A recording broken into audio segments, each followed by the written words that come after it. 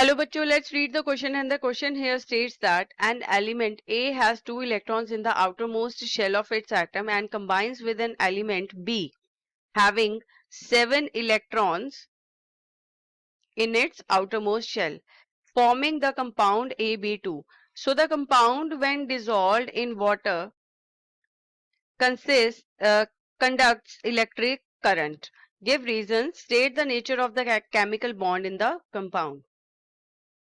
So now we have to tell what is the key concept for this question is to know about the type of bonds formed. So अब हमें बताना होगा, यहाँ पर हमें statement में बोला है कि एलिमेंट ए जो है उसके पास 2 इलेक्ट्रॉन हैं और वो कंबाइन करता है एक एलिमेंट के साथ बी के साथ जिसके पास 7 इलेक्ट्रॉन्स हैं और वो कंपाउंड बनाता है AB2। अब AB2 का मतलब क्या हुआ?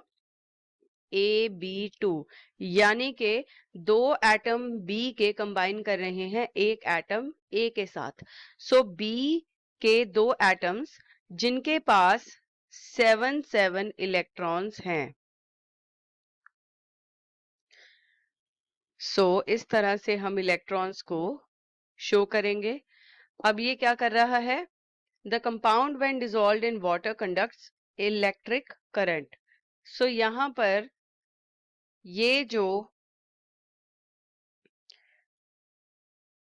A जो है ये क्या कर रहा है? डोनेट कर रहा है इलेक्ट्रॉन्स, अपने 2 इलेक्ट्रॉन्स डोनेट कर रहा है और इस पे क्या आ जाएगा? 2 पॉजिटिव चार्ज आ जाएगा और इन B एलिमेंट्स पे क्या आ जाएगा? माइनस चार्ज आ जाएगा। यहाँ पर क्या बन रहा है? आयनिक कंपाउंड बन रहा है। क्यों बन रहा है आयनिक कंपाउंड? क्योंकि यहाँ पर क्या हो रहा है? ट्रांसफर ऑफ इलेक्ट्रॉन्स हो रहा है। तो वो बॉन्ड जो बनता है by the transfer of electrons from one element to the other element is known as the ionic bond. So ionic compound जो है इनकी एक प्रॉपर्टी है that they conduct electricity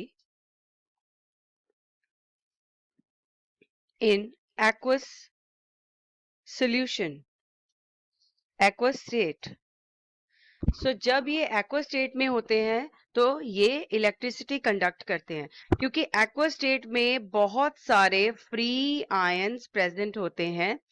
so ये फ्री आयंस की वजह से इलेक्ट्रिसिटी कंडक्ट की जा सकती है। So what is the nature of the chemical bond? So nature क्या है? आयनिक नेचर है। I hope you have understood this answer very well. All the best and thank you.